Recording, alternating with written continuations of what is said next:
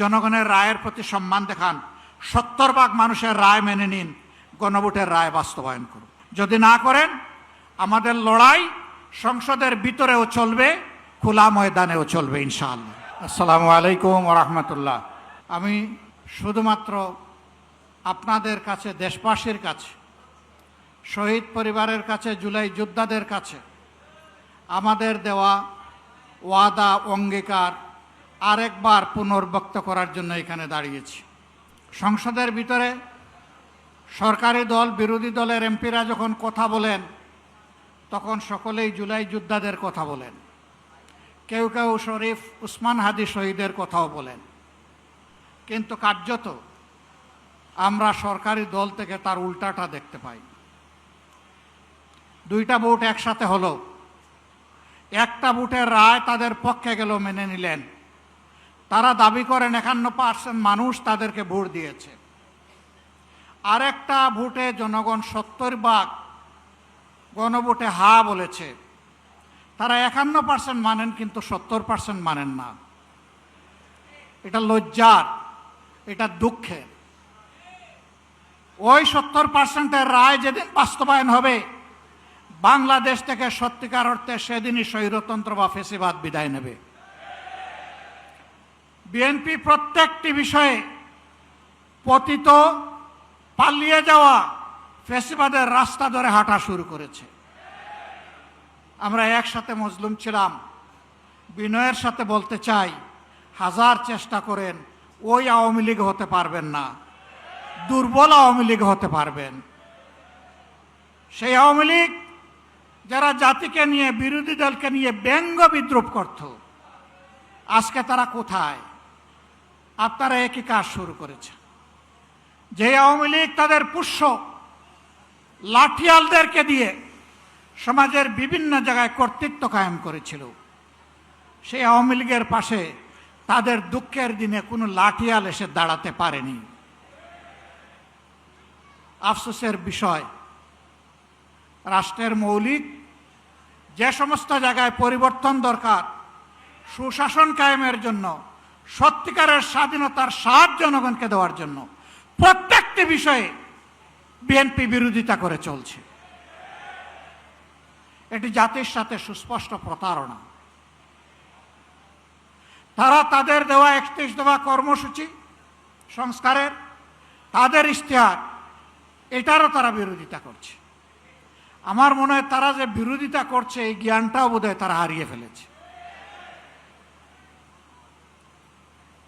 প্রিয় বিএনপি, ভুলে যাবেন না, এই জুলাই না হলে এই মায়েদের, এই বাবাদের, এই ভাইদের, এই বোনদের সন্তান, স্বামী, ভাই, বোন জীবন না দিলে আজকে ক্ষমতার তক আপনারা এনজয় করতে পারতেন না।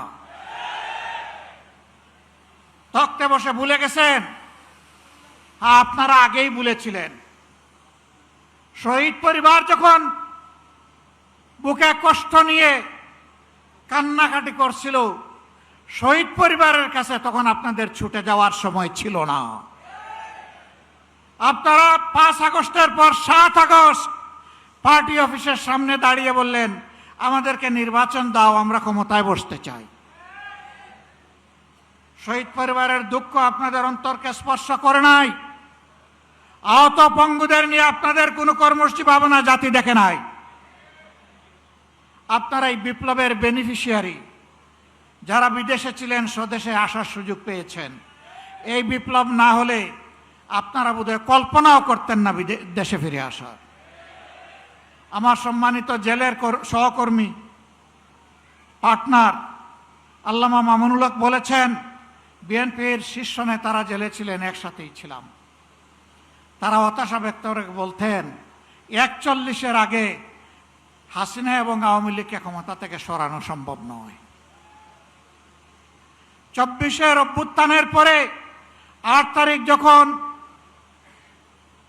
বঙ্গভবনে শপথ নিলেন উপদেষ্টারা, বিএনপির বাংলাদেশে উপস্থিত সর্বোচ্চ পর্যায়ের একজন নেতা আর আমি পাশাপাশি ছিলাম। উনি আমার জিজ্ঞেস করলেন, এটা কি হলো?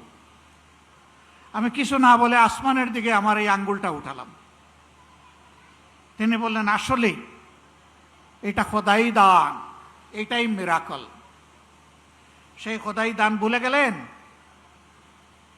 এখন কেউ কেউ দাবি করে অমুক আন্দোলনের মাস্টার মাইন্ড, অমুকের নেতৃত্বে এই আন্দোলন সফল হয়েছে। এগুলা সব ভুয়া। আমরা কারোর ন্যায্য অবদানকে কখনো আমরা অস্বীকার করি না। আন্দোলন আমরা সবাই করেছি, কিন্তু আমরা তীরে ভিড়তে পারি নাই। আমাদের তরি সমুদ্রে ভাসমান ছিল। জুলাই আন্দোলনের নায়করা এই তরি নিয়ে ঘাটে ভিড়েছে, জাতিকে মুক্তির পথ দেখিয়েছে। তাদেরকে সম্মান করতে, ভালোবাসতে শিখুন। তাদের নিয়ে তুচ্ছ তাচ্ছিল্য করবেন না। আপামর ছাত্র সমাজ জীবন বাজি রেখে তখন ঝাঁপিয়ে পড়েছিল। শ্রমিকরা পাশে দাঁড়িয়েছিল, মারা রাস্তায় নেমে এসেছিল, স্ত্রী তার স্বামীকে পানি এগিয়ে দিয়েছিল, সন্তান কুলে নিয়ে মা রাস্তায় নেমে এসেছিলেন। এই দিনগুলো ভুলে যাবেন না। সংগ্রামী ভাই বোনেরা, আমরা এখানে আগামী দিনের আন্দোলনে শরিক হওয়ার জন্য দাওয়াত দিয়ে আপনাদেরকে এখানে আনি নাই। আমরা এনেছি কৈফিয়ত দিতে। আপনাদের প্রত্যেক ব্যক্তি এবং পরিবারের কাছে আমাদের দায়বদ্ধতা আছে। আপনাদের কারণেই আজকে আমাদের এই রাজনীতি, এই সংসদে যাওয়া, এই নির্বাচনে অংশগ্রহণ করা। আমরা কি পারলাম কি পারলাম না তা আপনাদের জানার অধিকার আছে। সংসদে আমরা প্রথম দিনে দাবি তুলেছি, আমরা শপথ নিয়েছি। তারা শপথ নেন নাই। জাতির সাথে দেওয়া ওয়াদা ভঙ্গ করে জাতির সাথে তারা প্রতারণা করেছে। এরপরে যখন জাতিকে প্রতারিত করা হয়েছে, আমরা নোটিশ দিয়ে আলোচনার ব্যবস্থা করেছি। তারা তার বিরোধিতা করেছেন। যে আইনগুলো সংশোধন না হলে, যে অধ্যাদেশ বাস্তবায়ন না হলে ফ্যাসিবাদী শাসনের পরিবর্তন হবে না, সেই সবগুলা আগের মতো, আগে স্বৈরাচারী সরকারের মতো রাখার পক্ষে তারা অবস্থান নিয়েছে। আমরা বিএনপিকে পরিষ্কার বলে দিই, আমরা দেখতে পাচ্ছি সম্প্রতি কয়েকদিন ধরে বিভিন্ন জায়গায় জায়গায় শিক্ষা প্রতিষ্ঠানে, ঢাকা বিশ্ববিদ্যালয়ে, এমনকি এখান থেকে মাত্র কয়েক গজ দূরে মানুষের আশ্রয়ের জায়গা, আইনের আশ্রয়ের জায়গা থানা, সেই থানার ভিতরে ঢুকে দুঃখজনকভাবে ডাকসুর নির্বাচিত প্রতিনিধিদের উপরে হামলা করা হয়েছে। বার্তা পরিষ্কার। যেদিন তারা গণভোটের রায় অস্বীকার করেছেন, আমি বলেছিলাম বিএনপি আজকে থেকে ফ্যাসিবাদের পথে যাত্রা শুরু করলো। এইটা ফ্যাসিবাদ।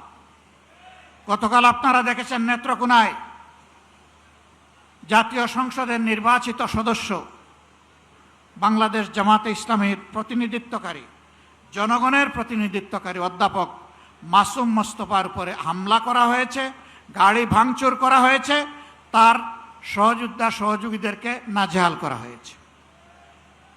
এটা কোন বাংলাদেশ? এই বাংলাদেশকে আপনারা চেয়েছিলেন? আপনাদের সন্তানদের আবার পায়ের গুড়ালি দুই টুকরা করা হোক আপনারা চেয়েছেন? আপনাদের সন্তানদের উপর প্রকাশ্য দিবালিকে দা, কিরিস, কুড়ালার হেলমেট নিয়ে আঘাত করা হোক আপনারা চেয়েছিলেন? এই বাংলাদেশকে আমরা ধিক্কার জানাই। এ বাংলাদেশ আমরা চাই না। আমরা পরিবর্তনের বাংলাদেশ চাই, যেই বাংলাদেশে শিশু যখন ঘর থেকে বের হবে, কিশোর যখন বের হবে, যুবক যুবতীরা বের হবে, আমার মা বোনেরা বের হবে, তখন কারো বুক দরু দরু করে কাঁপবে না। তারা নিরাপত্তার সাথে বের হবে, কাজ শেষ করে আবার নিরাপত্তার সাথে করে ভিসবে। আমরা ওই বাংলাদেশ চাই। আমরা শিক্ষা প্রতিষ্ঠানে আমাদের সন্তানদের হাতে দা, কিরিস, কুড়াল দেখতে চাই না। আমরা খাতা এবং কলম দেখতে চাই। আমরা কোনো আদুবাই দাদুবাই শিক্ষা প্রতিষ্ঠানে গিয়ে আমাদের সন্তানদের উপর সড়িগুড়াক আমরা এটা দেখতে চাই না। এই সংস্কৃতি বন্ধ করতে হবে। যদি বন্ধ না করেন, মনে রাখবেন জুলাই শুধু 24 সালে ছিল না, জুলাই প্রত্যেক বৎসরে আছে। সে জুলাই আবার ফিরে আসবে ইনশাআল্লাহ, এবং তখন ফাইনালি ফ্যাসিবাদের কবর রচনা হবে। শুভ বুদ্ধির উদয় হোক। জনগণের রায়ের প্রতি সম্মান দেখান, 70% মানুষের রায় মেনে নিন, গণভোটের রায় বাস্তবায়ন করুন। যদি না করেন আমাদের লড়াই সংসদের ভিতরেও চলবে, খোলা ময়দানেও চলবে ইনশাআল্লাহ। এবং আল্লাহর পর ভরসা করে বলতে পারি এই লড়াইয়ে জনগণের বিজয় হবে ইনশাআল্লাহ। আমরা আপনাদের কাছে কথা দিয়েছি আগে, এখনো কথা দিচ্ছি। আমার সহযোদ্ধারা যেমন বলেছেন, ইনশাআল্লাহ আগামীর লড়াইয়ে জাতির প্রয়োজনে সামনের সারিতে থেকে আমরা যুদ্ধ চালিয়ে যাব।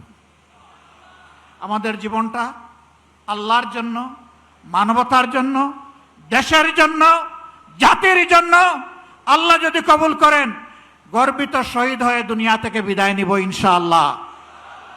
গতকালকে এই জায়গায় আরেকটা সমাবেশ ছিল, পরিষ্কার বলেছি, সিগালের মতো 100-1000 বছর বাঁচতে চাই না, বিড়ালের মতো বাঁচতে চাই না, সিংহের মতো প্রয়োজনে 1 সেকেন্ড আয়ু চাই আল্লাহ তাআলার কাছে।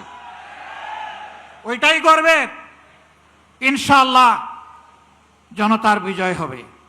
আমরা নিরাশ নই, আমরা গভীর আশাবাদী। এ বাংলাদেশ পাল্টাবে, নতুন বাংলাদেশ গড়া হবে ইনশাআল্লাহ। সেই বাংলাদেশ গড়ার প্রত্যাশায় সারা দেশবাসীকে আমরা পাশে চাই এবং আমরাও দেশবাসীর সাথে থাকতে চাই। আমাদের কোনো নিজস্ব দলীয় ব্যক্তিগত কোনো দাবি দেওয়া নাই। আমাদের সমস্ত দাবি দেওয়া দেশবাসীর অধিকার আদায়ের জন্য। এ লড়াই চলবে ইনশাআল্লাহ। লড়ে যাব ইনশাআল্লাহ, আল্লাহ সাহায্য পাবো ইনশাআল্লাহ, আমাদের বিজয় হবে। আল্লাহ হাফিজ। বাংলাদেশ জিন্দাবাদ। বাংলাদেশ জামাতে ইসলামী জিন্দাবাদ। 11 দলীয় ঐক্য জিন্দাবাদ। জনগণের বিজয় হোক। 36 জুলাই জিন্দাবাদ।